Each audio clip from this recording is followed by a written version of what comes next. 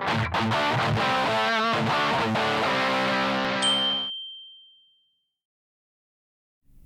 is one of the oldest beverages humans have ever produced.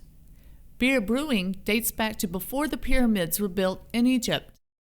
As a matter of fact, ancient records show that the workers who built the pyramids were paid in beer.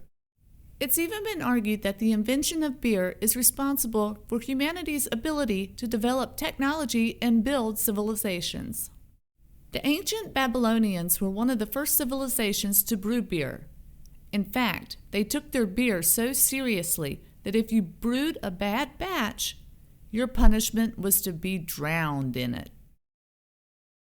Archaeologists have discovered clay tablets showing that brewing beer was a well-respected occupation during the time, and that the majority of brewers were women. During the Middle Ages, clean water was difficult to find.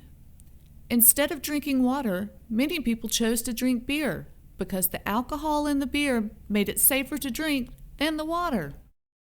Beer has even played a major role in the history of the United States. When the Pilgrims traveled to the New World, they stopped at Plymouth Rock instead of continuing on to Virginia because they ran out of beer. Today, the brewing industry is global with more than 35 billion gallons sold every year. Beer is mostly composed of water, and the water in certain regions is suited for making certain types of beer. For example, the mineral-rich water of Ireland is well suited for making dark stouts, like Guinness. To make beer, malted barley is mixed with hot water, which creates an oatmeal-like mixture called mash. The mash creates a sugary liquid called wort that floats on top of the mash. The wort is drained off, then hops are added. When boiled with the wort, the hops add bitterness, flavor, and aroma to the mixture. Next, yeast is added in with the mixture and is left to ferment. The yeast converts the sugar in the mixture to ethanol and carbon dioxide.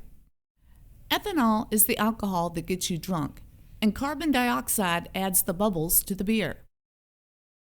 Most beer falls into two categories: ales and lagers.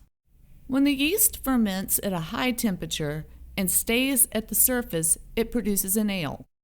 When it ferments at a lower temperature and doesn't float to the surface, it produces a lager. Lastly, it sits and ferments for a few weeks until it's put into a keg or a bottle. And that's how a beer is born.